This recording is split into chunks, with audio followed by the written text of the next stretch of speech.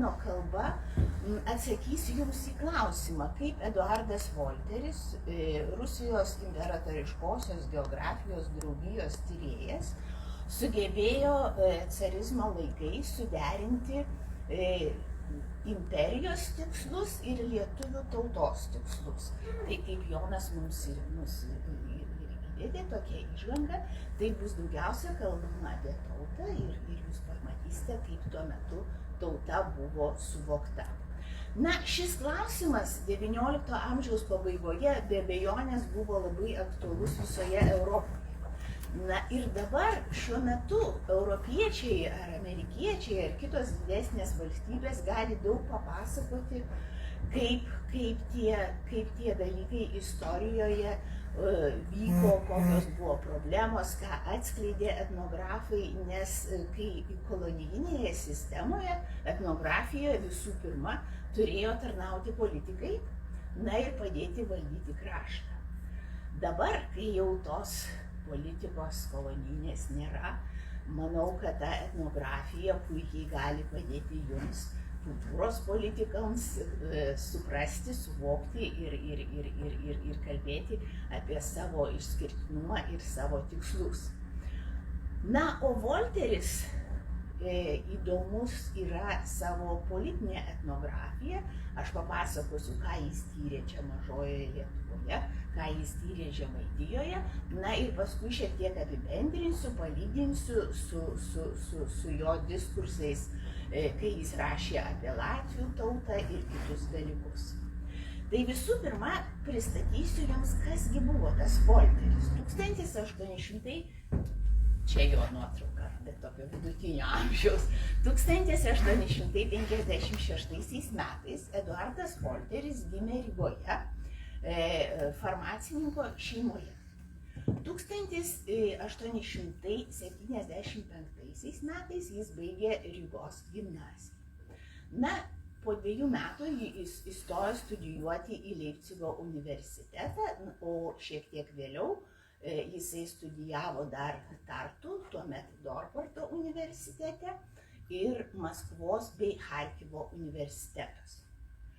1882 metais, baigdamas savo slavistikos studijas Maskvos universitete, jis dirbo Karaliaučiuje, čia visiškai netoli, ir būtent čia jis sutiko Adalberdą Betzenbergerį, kuris tuo metu buvo universiteto rektoriumis. Jis buvo baltistas, etnografas, archeologas. Tuo metu tos specialybės nebuvo taip labai gryninamos, kaip mes dabar darome. Na ir buvo vienas pirmųjų, kurie domėjosi baltistika tiek lingvistiniais klausimais, tiek ir etnografiniais klausimais. Būtent Betzenbergis ir paskatino Volterį atlikti ekspedicijas Mažojoje Lietuvoje, Latvijoje, na, o paskui ir Didžiojoje Lietuvoje. Pats Betzenbergeris taip pat buvo tyręs Vitebsko guberniją, kuri buvo Latvijos dalis, kuri buvo tuo metu Rusijos imperijos sudėtyje. Na, Volteris pirmos jos kelionės buvo susijusios su tokiais papročiais. Jam buvo įdomus papročių tyrimai, buvo įdomus bendruomeniškumo tyrimai ir daug kitų dalykų. Turime prisiminti, kad 1864–1904 metais buvo draudžiama spauda lietuviškais ir latviškais rašmenimis. Tuo metu viskas buvo rašoma kirilika. Tai buvo didžiausia bėda, didžiausia problema. Kaip jūs žinote, šitam krašte buvo ypatingai daug knygnešių. Ir Volteris buvo vienas iš tų pirmųjų, kuris kalbėjo, jog lietuvių ir latvių kalbos yra labai savitos. Dėl to reikia leisti raštą lotyniškais rašmenimis, nes kirilika negalima perduoti to fonetinio, žodžiu, jisai suvedė viską į mokslą, fonetinio savitumo ir jokių būdų negalima atlikti rimtų mokslinių tyrimų ir parodyti savo rezultatus, tarkime, Europos bendruomeniai ar plačiau. Tai aš savo tyrimuose šitą atradusi ir sužinojusi kėliau tokią hipotezę, jog Volterį be abejonės mes galime laikyti lietuvių raštingosios bendruomenės vienu kūrėju. Dėl to, kad antropologijoje ir etnografijoje tos raštingosios bendruomenės konceptas, tokia savoka leidžia mums suprasti apie tautos istoriją, ir leidžia suprasti, kaip ta tauta, kaip tie žmonės virto tauta, kuri sugeba siekti savo politinių tikslų, kurti savo valstybę ir panašiai. Tai va, savo kalba aš jums šią hipotezę įrodysiu, kalbėdama apie Volterio keliones į Mažąją Lietuvą ir Didžiąją Lietuvą. Be kita ko, ką aš čia papasakoju apie Volterio mokslo darbus, jis buvo nepaprastai aktyvi asmenybė gyvenime, ir jis daug bendradarbiavo su Jonu Basanavičium, kurdamas Lietuvių mokslo draugiją. Jis pirmininkavo steigiamajam susirinkime ir kituose pirmosiuose susirinkimuose. Jis nepaprastai daug padovanojo knygų, surado įvairių ten eksponatų. Žodžiu, jo indėlis į mūsų pirmąją Lietuvių mokslo draugiją buvo labai didelis. Kitas dar toks trečias aspektas, labai svarbus, tikrai turbūt ir nežinote, jog tuo metu Caro imperija persekiojo lietuvos Peterburge, ir reikėjo tirti tą persekiojimą, tad jis rinko spaudoje, kaip lietuviai buvo persekiojami, o jo namai Peterburge kartu su Volterė nebuvo tokia žinoma lietuvių susibūrimo vieta, kur dažnai lankydavosi ir kunigas Maironis, kur dažnai svečiuodavosi daugelis kitų inteligentų. Ir Volteris dėl to, jog jis tyrė Lietuvą būdamas imperatoriškos geografijos draugijos nariu, turėjo tokių priešų Lietuvoje. Tarkim, Kojelavičius labai skeptiškai į jį žiūrėjo, sakydamas, kad jis yra agentas carinės Rusijos, ir daugiau rašydavo žmonės, jog jūs nesusidėkite, neduokite Volteriui žinių, knygų ar eksponatų, nes jie daro blogą darbą. Bet Maironis ir Antanas Baranauskas ir daugelis kitų inteligentų, žinomų inteligentų jį labai palaikė ir tokiu būdu jis turėjo daug pritarimo ir turėjo daug draugų Lietuvoje ir galėjo pakankamai plačiai atlikti tyrimus. Dar reikia pasakyti, jog Mečislovas Davainis Silvestraitis yra išspausdinęs tokią frazę, kad Edvardas Volteris, latvys iš prigimimo, Peterburgo universiteto profesorius, buvo persekiojamas dėl lotynų kalbos rašmenų vartojimo lietuvių ir latvių mokslo darbuose. Tokių faktų spaudoje buvo ir daugiau, bet tiesa ne taip jau labai daug, nes kaip istorikas Vytautas Merkys rašė, jog caro padvaldystės sąlygomis rinkti tokius duomenis apie pasipriešinimą carizmui, tai buvo praktiškai neįmanoma. Tai reikia matyti patikėti, jog ta jo veikla buvo tokia sudėtinga ir jis slapstėsi ir turėjo daug karčių gurkšnių nuryti. Ir vėliau Volteris buvo netgi įvairiausiose tokiose periferijose, aš čia nepasakosiu, dėl įtrauktas į politiką, reiškia religijos politiką. Ir po kiek laiko jis pasisakė prieš kirilikos taikymą. Na ir buvo vienas iš tų, kurio pastangų dėka buvo tas spaudos draudimas panaikintas, 1904 metais buvo panaikintas ir mes galėjome rašyti įvairiausi, reiškia, rašyti visokiais, reiškia, rašmenimis, lietuviškais keitėsi tas dar. Dar vienas toks įdomus faktas, jog Volteris dalyvavo Aušros veikloje, tai laikraščio, tai jūs žinote, tai buvo irgi, jis rašė ten apie etnografiją ir skatino atlikti etnografinius tyrimus. Tad tokie trumpi faktai, aš manau, daugiau jau ir nepasakosiu apie biografiją, jūs pakankamai įtikina, jog šis asmuo savo aktyvumu gali būti pavyzdys daugeliui ir kaip dabar tiek pasaulyje, tiek visur yra tų krizių akivaizdoje, visi šneka apie tokius aktyvistus, tai aš manau, jūs tikrai sutiksite, jog Volterio asmenybė yra puikus pavyzdys tokio aktyvaus etnografo, iš kurio galima pasimokyti ir aš dabar jums įrodysiu, ką jisai atrado ir kokius klausimus jis nagrinėja. Taigi, paskatintas Betzenbergerio, jis 1882 metais atvyko į Klaipėdos apylinkes netoli Šernų. Jis ten gyveno porą savaičių netoli Šernų ir stebėjo vietinius žmonės, kaip jie gyvena. Paskui jis nuvyko į Dreverną, į Juodkrantę, dar kitur į tuos miestelius. Ir taip pat stebėjo žmonės ir labiausiai jo tyrimuose buvo susidomėta gimdymo papročiais, vestuvių papročiais, na ir jisai rinko žinias apie liaudies mediciną, kas galėtų žmonėms palengvinti ligas.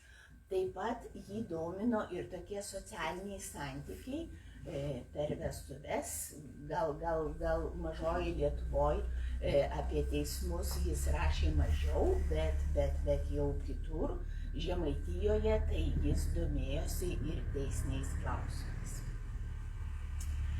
Aš norėčiau jums paskaityti ištrauką iš Volterio teksto, kur jis rašė savo šių tyrimų tikslus ir kokius jis iššūkius patyrė.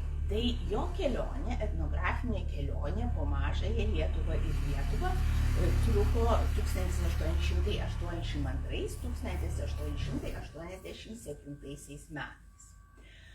Tąsyk šitie kraštai buvo dalis šiaurės vakarų krašto, Rusijos imperijos šiaurės vakarų krašto, kur jeigu spaudoje kada ir skaitysite, visur taip ir rašoma, na ir be jokių paaiškinimų čia yra dalis. Ko reikėjo tai geografijos draugijai iš etnografinių tyrimų?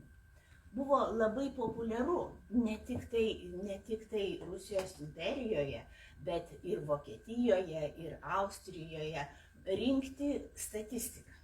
Rinkti tiek savo krašto, tiek ir kitų kraštų statistiką ir kartu atlikti etnografinius tyrimus, kad sužinoti, kokie žmonės gyvena, kaip jiems sekasi vykdyti ekonominės reformas, kaip vyksta teismai, ar klausoma, na ir kitokių daug dalykų, kurie buvo reikalingi politikams valdyti savo pakraščius.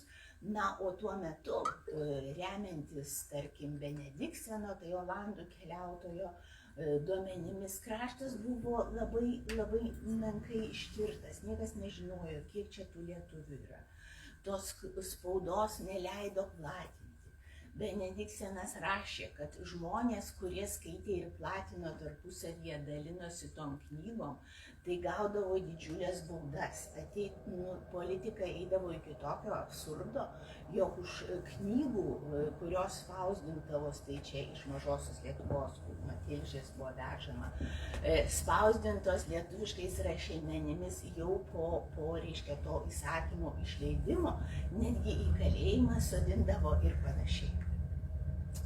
Tai Volteris savo rusų kalba rašytame tekste iškėlė tyrimų tokius uždavinius. Žodynas ir gramatika rusų lietuvių, jūs atkreipkite dėmesį, kad mes tada vadinomės rusų lietuviais. Iki šiol nepakankamai ištirta. Ir lietuvių gentis tiek praeito, tiek dabartinio laiko mažai ištirta. Na, o mokslo pasaulis man be abejonės kartu su manimi padėkos šių vietų Romos katalikų dvasinės akademijos rektoriui, teologijos daktarui Simonui už tai, kad jis kaip tikras griežto mokslo gerbėjas patikėjo kunikui, tai buvo toks Rusijos akademikas, daugeliu knygų, jis rado 17 šimtmetyje Londone rastus Biblijos tekstus. Na ir šie Biblijos tekstai buvo Peterburge paruošti spausdinimui. Tai va, tai dar paminėsiu jums tokius išskirtinus momentus. Mes vadinomės rusų lietuviais, na, o visi žmonės, kurie buvo Rusijos imperijos dalis, vadinasi gentimis. Tai ši savoka gentis praktiškai yra siejama su etninė kultūra, siejama su etniškumu, na ir su tautybė. Tai Volteris iš tikrųjų nuosekliai nesilaikė tų terminų, jog jis tyrė tik tai gentis. Jeigu jis rašė ataskaitą jau caro struktūroms, tai jis rašė rusų lietuviai ir gentis. Na, o kitur, tarkim, Lietuvos laikraščiuose, ten Vilniaus gubernijos laikraštį arba Kauno gubernijos laikraštį, sakė tautybė. Tai nuo tada, būtent nuo 1882 metų, jis visą savo gyvenimą siekė ištirti lietuvių ir latvių tautybę. Be abejo, mums pasisekė labiau, mums liko daugiau tekstų apie lietuvius, bet išsikėlęs šį rūpestį, jis visą gyvenimą ir realizavo tą savo tikslą. Ir jo požiūris be abejonės keitėsi.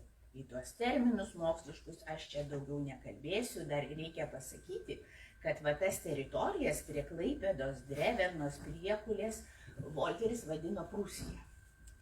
Na, o Vilniaus Gardino gubernijos tai buvo rusiška Lietuva.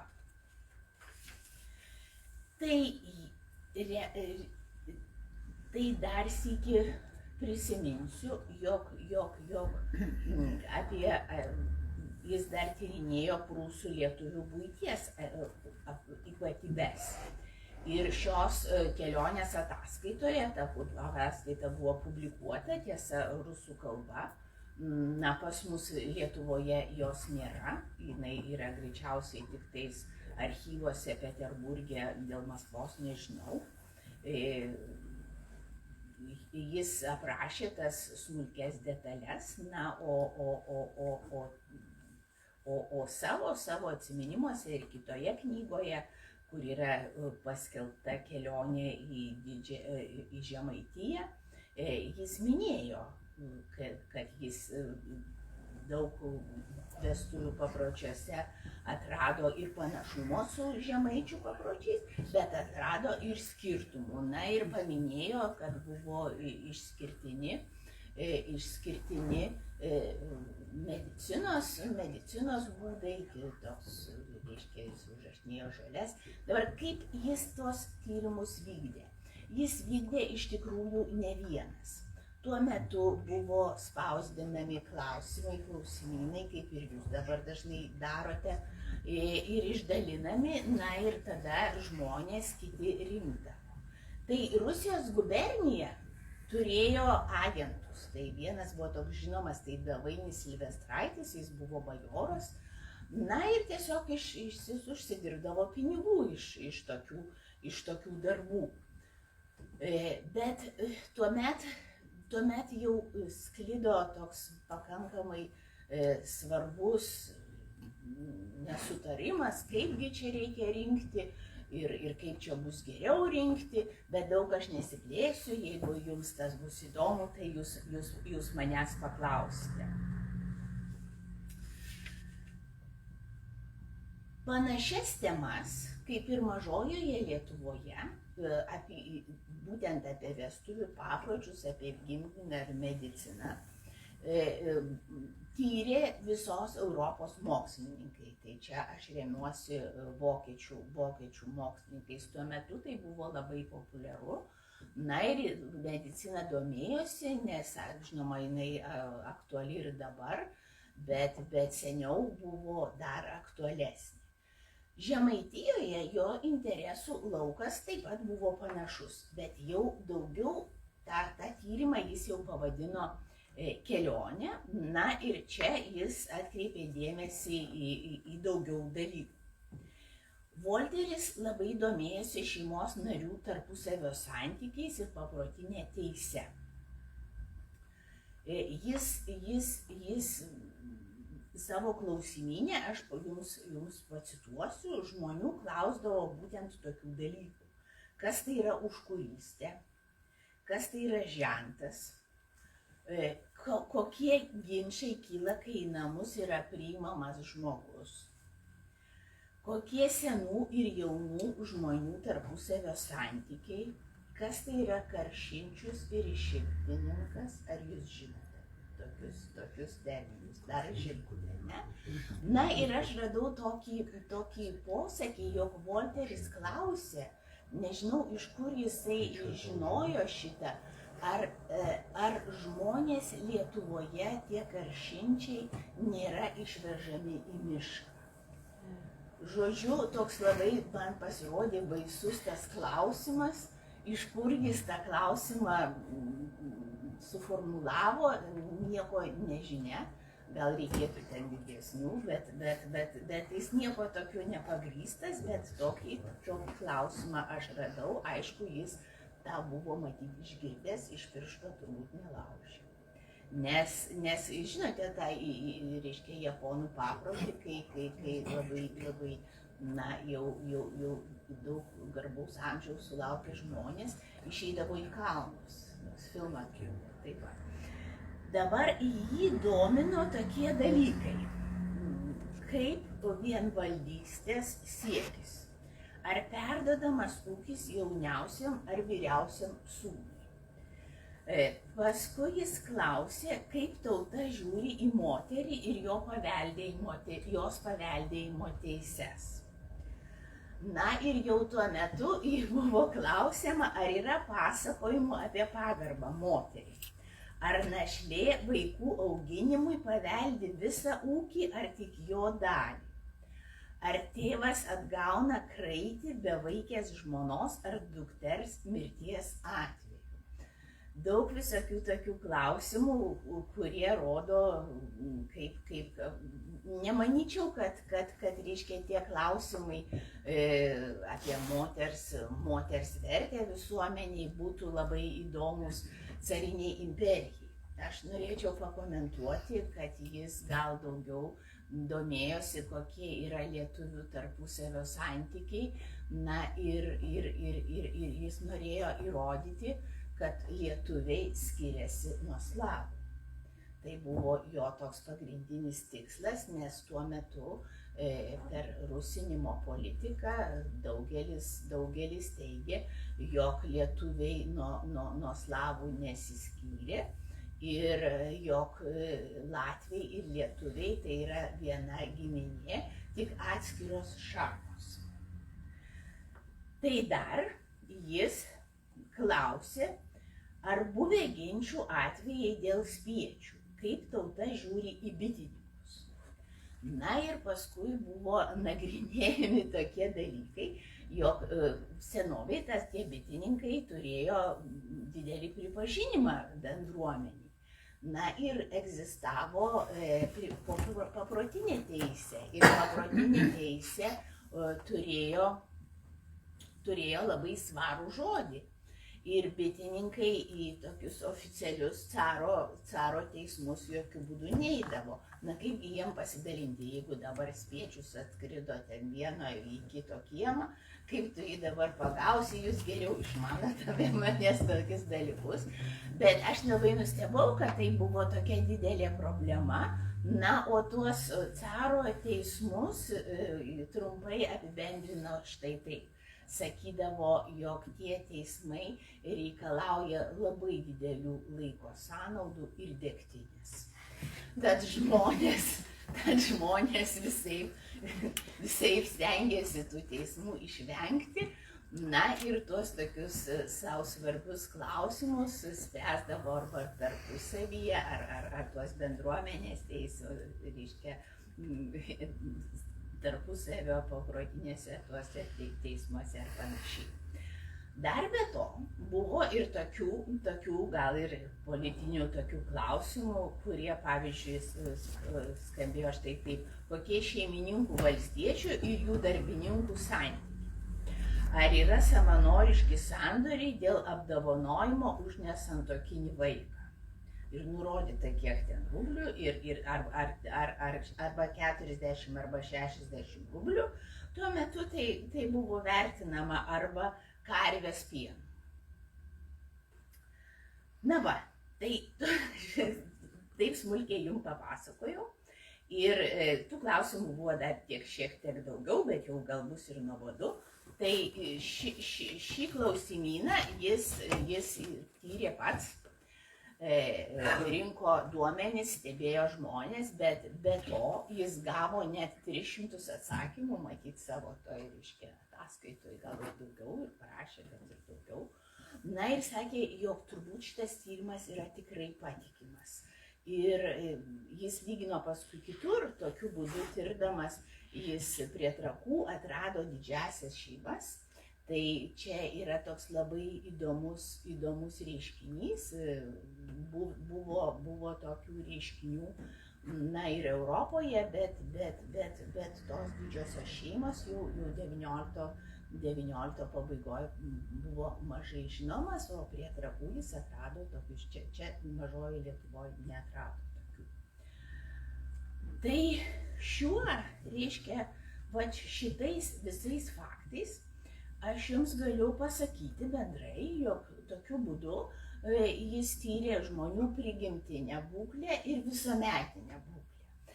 Tai šie terminai yra žinomi dar iš Žano Žako Ruso, visi žinote, iš Apšvietos. Na ir visos Europos tautos domėjosi, kaip tie žmonės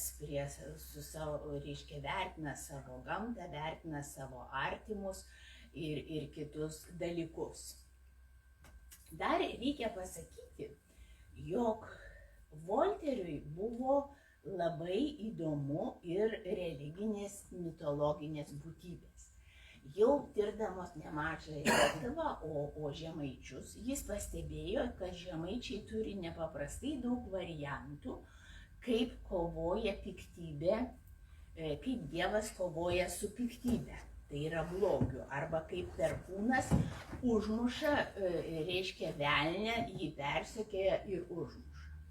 Na ir tuo metu, tai 19 amžiaus pabaiga, tokių pasakojimų atsirado daugiau negu 10 įvairių variantų ir pats net susipainiojo ir jau šitas faktas, tai jam iš tikrųjų įrodė, kad lietuviai visiškai skiriasi nuo slavų. Nes slavai tokių pasakojimų irgi turėjo, bet buvo kitokie veikėjai, žodžiu, tai skyrėsi. Tai kaip jis visą tai tyrė, jums kaip etnografam turbūt būtų įdomu. Tai jis rinko pasakojimus, paskui tą savo vieną atrastą pasakojimo faktą jis tikrino patarlėse, priežodžiuose, įvairiausiose liaudies posakiuose ir net dainuose. Ir tokiu būdu jau tos išvados buvo tokios ir pagrįstos, ir įdomios, ir pakankamai novatoriškos. Taip pat jis domėjosi senienomis. Tai tos senienos, toks irgi kontroversiškas jos rinkimas. Aš noriu jums pasakyti, kad jau caro imperijoje toks žinomas vokiečių keliautojas Šliozeris, kuris pirmą sykį panaudojo savo raštuose žodį etnologija. Jis buvo istorikas, reiškia Jekaterina, carienė Jekaterina jį samdė tam, kad jis ištirtų krašto Sibiro vietovės ir kitus dalykus. Tai tas vokietis visas gentis, jis nenaudoja termino gentis, bet sakė, kad tai yra tautybės. Žodžiu, etnologija buvo siejama su tautų tyrimais, su istoriniais tautų tyrimais ir jie buvo buvo evoliucionistai. Jie žiūrėjo, kaip tos tautos vystosi, kiek jos viena į kitą panašios, kokie ten bruožai juos išskiria, ką mes dabar sakytumėm, kokia yra jų tapatybė, tai buvo pirmas ir pagrindinis klausimas. Ir kita kryptis jau XIX amžiaus pabaigoje formavosi difuzionizmo kryptis. Tai buvo toks žinomas mokslininkas Racelis, kuris dėstė Leipcigo universitete, tam pačiam universitete, kur studijavo ir Volteris. Paskui pasekėjas buvo toks Leo Flobenius ir jie tyrė, kaip tie materialinės kultūros dalykai, kaip sakytum, tam tikros senienos, kaip yra paplitę. Ir visą tai jie vadino kultūros siela. Mes negalime sakyti, kad Volteris taip iš tikrųjų ir perėmė tas žinias. Jis nebuvo nuoseklus difuzionistas, todėl kad jam rūpėjo tautos siela. O kultūrą jis tas senienas rinko, dėl to lietuviai ant jos pyko, dėl to, kad pirmosios tos lietuvių baltų kolekcijos Kunstkameroje, kur ir dabar yra, aš mačiau, labai gražių turi jie eksponatų. Tai ne vien tik tai Volterio surinktas, Seržas Pukovskis buvo toks rinkėjas ir daugiau. Žodžiu, ši tradicija buvo žinoma ir jau Šliozerio laikais, kai jie vykdavo į etnografinės keliones, tai jie tos žmonės paišydavo, tos daiktus veždavo į Kunstkamerą ir tokiu būdu Kunstkamera surinko labai daug apie visą Europą. Mano toks teiginys, kad Volteriui buvo gal visuose tose klausimuose, kuriuos jisai užrašinėjo, svarbesni tie dialektologiniai dalykai. Ir čia aš jums papasakosiu sąsajas su Karaliaučiaus universitetu, kur jums yra artimas. Ir tos sąsajos iš tikrųjų yra stiprios ir akivaizdžios, manau, kad man neprieštarausite. Tai naudodamas tą lietuviškus tuos žodžius, jau tirdamas latvius, jisai nagrinėjo dievą Usinį. Tai Usinis buvo labai paplitę tikėjimai Usinių, buvo tiek Latvijoje, tiek Lietuvoje, tiek šitai buvo arklių dievas. Jis visur žinomas, iš Šveicarijoje buvo tas, tai jis užrašinėjo, kaip tie žmonės apie tą dievą mano. Ir išskyrė tokią labai savotišką atminties sąvoką. Jis sakydavo, kad tai čia yra žmonių atmintis, o kodėl?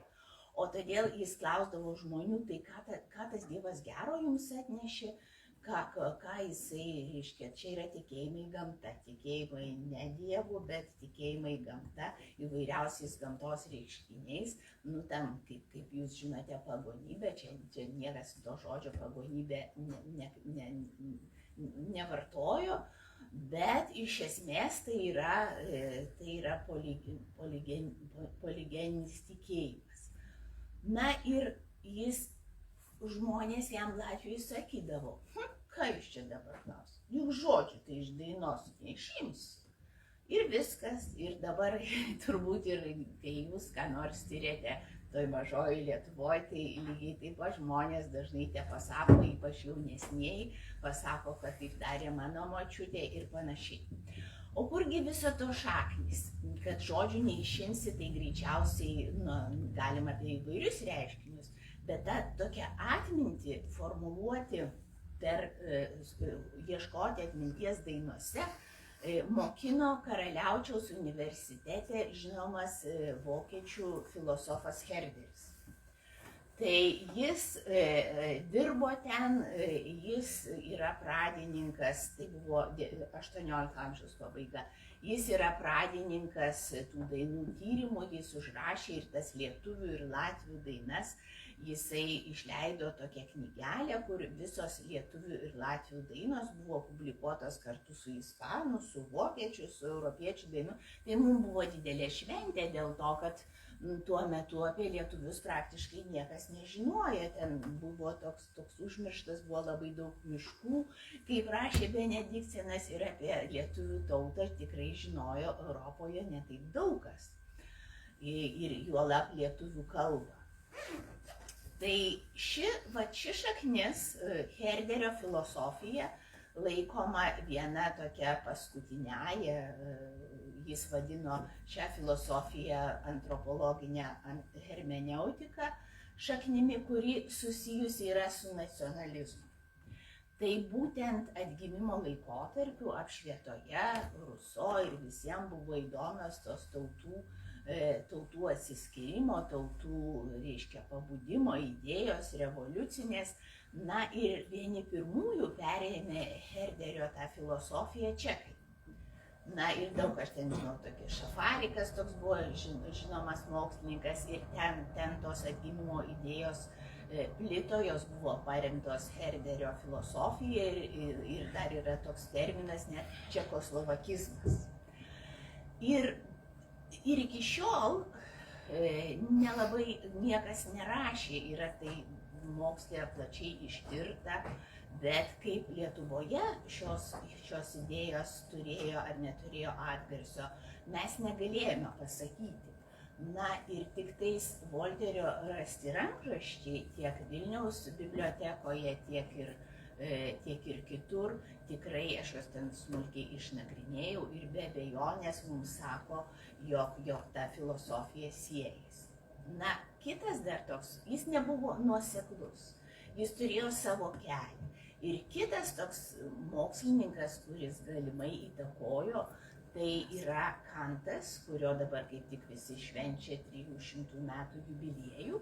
Na, o Kantas, reiškia, Karaliaučiaus universitete dėstė geografiją.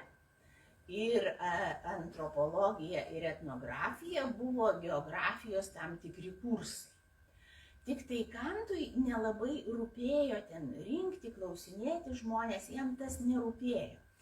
Bet Volteris savo raštuose rašė, kad tautos turi surasti savo vietą po saule, mažos tautos, kaip ir visi augalai suranda savo vietą po saule.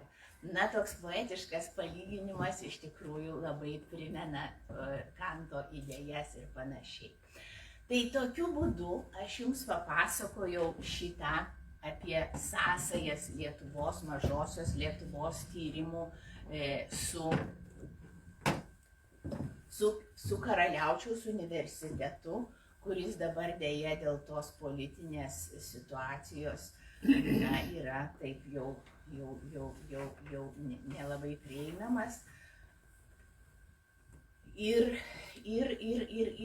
tai įtakojo jūsų krašto mintį ne tik per spaudą, bet ir per etnografinius tyrimus, kurie dėja yra taip mažai žinomi. Kodėl taip apie Volterį mažai rašė tik tais, kadangi jis įkūrė ir buvo pirmasis vadovas, ne vienas įkūrė Vilniaus nacionalinę Martyno Mažvydo biblioteką, bet tai buvo jo pirmasis darbas, jis buvo pirmasis vadovas, jisai buvo Rusijos imperijoje labai žinomas knygų rinkėjas. Tai tokiu būdu kartu ir su Basanavičium jie surinko puikią knygų kolekciją pirmosios lietuvių mokslo draugijos ir turėjo išmanymą, nes tas knygas rinko visoje Europoje. Na, o mums labai nusipelnė tuo, kad jis publikavo lietuvių kalba Mikalojaus Daukšo postilę. Buvo parašytas įvadas rusiškai, na ir publikuota ta knyga buvo Sankt Peterburge. Ir tai buvo didelis labai pasiekimas, nes tą lietuvių kalbą, kuri yra iš tikrųjų visiškai skirtinga nuo slavų kalbos, pamatė rusų inteligentija. Na, o rusams ta etnografija turėjo du tikslus. Tai šviesti inteligentiją ir supažindinti su etnografija studentus, kad jie žinotų, kaip Europoje žmonės gyvena, kuo jie išsiskiria, ką jie įdomi savitai atlieka ir kokios jos yra tradicijos. Na, o kitas tai tas politinis momentas.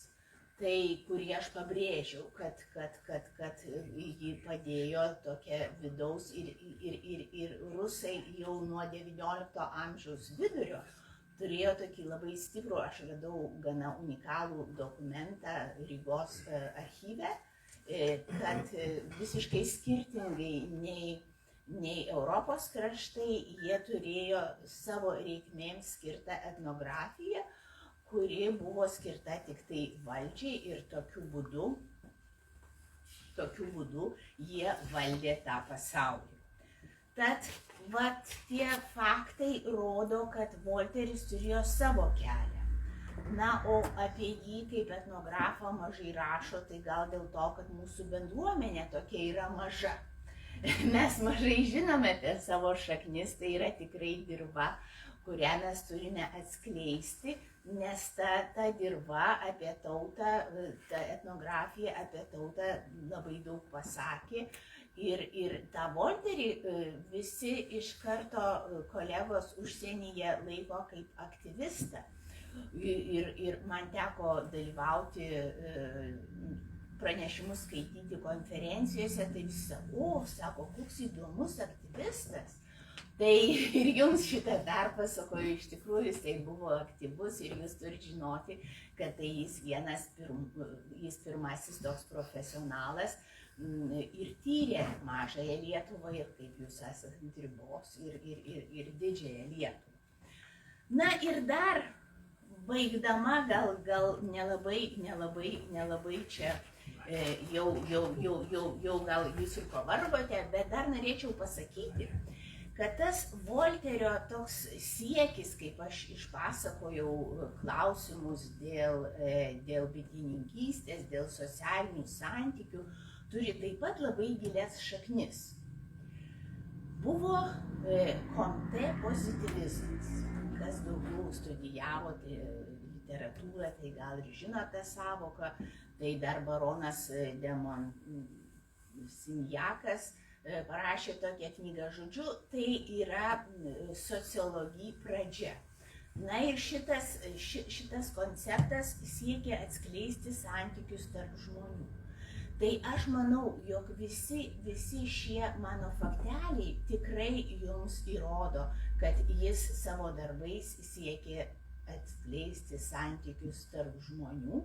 Jisai sakė, jog ne tik lietuviai skiriasi nuo slavų, bet ir lietuviai skiriasi nuo latvių akivaizdžiai tuomet, kai mes pradedam nagrinėti tam tikrus vestuvių ritualus.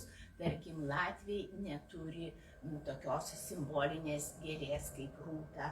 Skiriasi latvių ir lietuvių žemdirbystės papročiai, ten pabaigtuvių apeigos skiriasi.